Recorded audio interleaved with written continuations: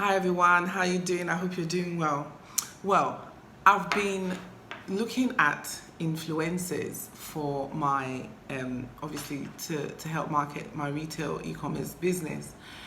And I wanted to share with you my experience or what I have found out in case you are also thinking about using influencers, which has become a very big deal in recent times, especially since the coronavirus, where a lot of our customers are online and we've had to really increase how we reach our customers online. So I've been looking at using influencers, and of course I'm talking about it from the perspective of Ghana, from the perspective of Africa, because in our neck of the woods it's not as clear cut. So these are some of the things that I found. So the first thing is, before you decide to use an influencer, you really need to know, just like your normal marketing strategy, why do you want to use this influencer? What is the aim, the purpose you're trying to use them for? Is it for brand awareness? Is it to sell a specific promotion? Is it to help your customers understand your product, for them explaining it? You need to really know what your goal is. I learned that this is very important because that helps you to actually even determine the type of influencer you are looking for, and it makes your life easier. The second thing is, now you need to decide your audience, right? You know your audience, okay? If you're selling something to 18 to 25-year-olds, you know that the influencers you're looking has to be speaking to that audience. I have to stress the importance of audience, because what I found out is that in our neck of the woods, Ghana, Africa, people are just picking influencers by the number of people that are following them, and they're not thinking about, are those people following them my customers? Or more importantly, do they have the buying power? Because at the end of the day, let's be honest, we're in business to make money, and any money we invest in marketing, we are wanting to get returns back. So you do need to know who is the audience the influencer is speaking to, and is that audience your audience? It's the same way we would do if we went to advertise on TV or radio. We want to know who are the audience. You have to check this, because if you don't, you're literally going to be throwing your money down the pan. The other thing is that the numbers, right? You need to check them out. This is one of the things that I found out, that a lot of so-called influencers in our spaces are having fake accounts, meaning that they've bought followers, okay? They've bought followers, and you need to check. And there are lots of tools that can help you actually check the legitimacy of the followers that they have. All right, you need to make sure you do that due diligence. You need to check out the numbers. If you are thinking that, okay, well, I don't really want to use tools to check, then you need to monitor. That's what I did. I went and researched the ones that I was considering, and then I have been monitoring them for quite a while, and how they act on their page and all of that. And this is important, because you don't want to also get an influencer, because some of them are not seen in our side of the world. I'm talking about specifically Ghana and Africa. Some of the influencers we are having are not seeing it as a job, as a professional job. They think that they've just got these followers and they can just act how they are. I remember there was one I really liked, and then I was monitoring her, and she's swearing, her attitude, and I'm thinking, I don't want my brand affiliated with your attitude and your personality.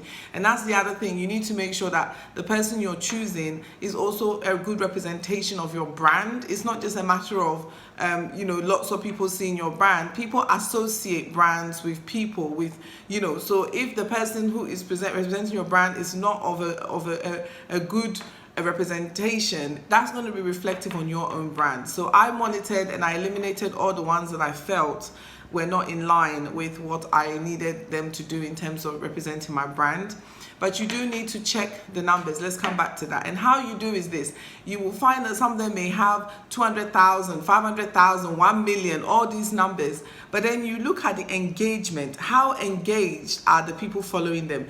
You cannot have 200,000, 500,000 and have 5 comments or 60 likes or a thousand. Like, it doesn't make any sense. You understand? Because even in a rule of marketing and sales, we're supposed to be working with like a 10% rule. So at least 10% of your audience should be quite active in engaging with you. So if you see that the numbers are high but the engagement is low, run. Do not waste your time, because that means that person has a high following but the engagement is low, means you're not going to get the returns using them to market your products. Okay, very important.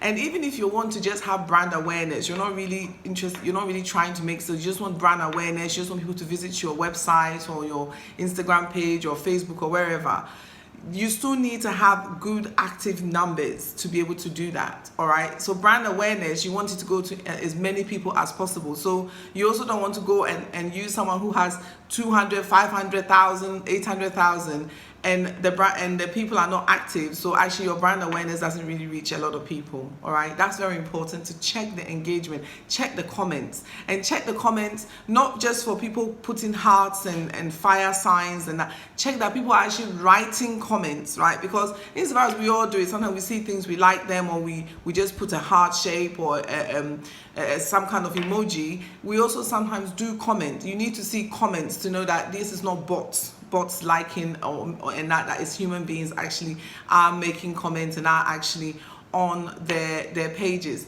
And then the other thing is, if you're going to use the influencer, you need to make sure that you ask them to send you a recent, like literally their last post, whether it was today, whether it was yesterday, for you to see the analytics, right? You want them to show you, if it's Instagram, can they do a screenshot of who the demographics, so the location, the age, the busiest days. Like you have a right to ask for that if you're going to pay them to promote and market your products or services. They have to show you the impressions. So you need literally the insights that we usually will see in our analytics for our Instagram or Facebook or whichever platform you're on. We are asking them to show us so that we can verify, right, how much engagement they get on their post, how much comments, how much likes. We can actually see the back of what they are posting. And then you also want to ask them, are there similar companies like yourself that they've actually done campaigns for, right? And what was the outcome? And you should check out references. I can't express that enough, right? Because that's very important, okay? So that people don't have their friends and people they know just lying for them. So check their references, ask for the analytics, and ask whether they've worked with a company similar to yourself. All right, this is very important. And then you sign an agreement, okay, as to what is going to be happening, so that everyone is clear.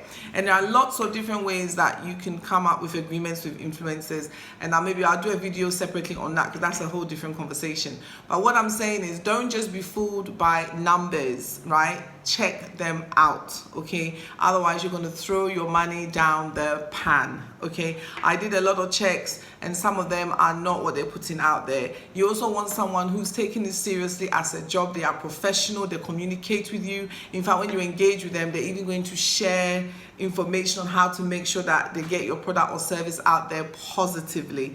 A lot of them are not. They're just after the money and they're not what you see. Stop looking at numbers and start looking at value, returns, quality, all right, for your marketing, because it's a very good channel. It's a very good channel to get product awareness. I'm not really sure how much I'm about to use, and of course you know me, I will share with you if I make good sales using influencers, but I'm just saying that what I have deduced from my research so far is that they're good for brand awareness, right? Some may be able to get conversions, but a lot of the time you are literally just trying to make people know and see what your brand or your products, in which case you also have to decide, is an influencer the option or should you just do paid ads? That's also another question. But it is very important that if you get the right influencer, they actually do make a difference to what you're trying to do, but you have to do your due diligence. And please do not be fooled by numbers. A lot of them have bought those numbers. They're bots, they're not real people. Check them out. I hope you found this useful. And if you've used an influencer and you've had a good experience or a bad experience, kindly share in the comments. Let's share so that we can help each other. All right, wishing you a good day. Bye.